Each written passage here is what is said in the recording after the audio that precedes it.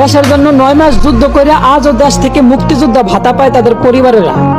অথচ বছরের পর বছর নিজের দেশকে রেমিটেন্স দেওয়ার জন্য যুদ্ধ করতেছে প্রবাসীরা। সেই প্রবাসীদের লাশটাই নাকি ইউএস বিমান বহন করতে পারবে না।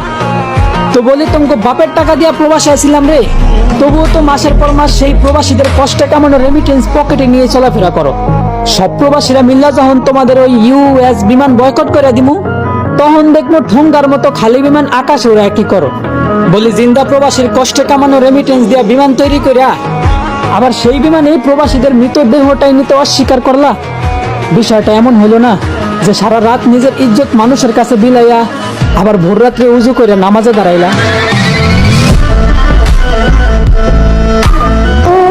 তোমরা ঘোষণা দিছো প্রবাসীদের লাশ তোমরা বহন করবা না, অথচ প্রবাসীরা তোমাদের বিমানে না উঠলে তোমাদের 2 টাকাও ইনকাম হবে না।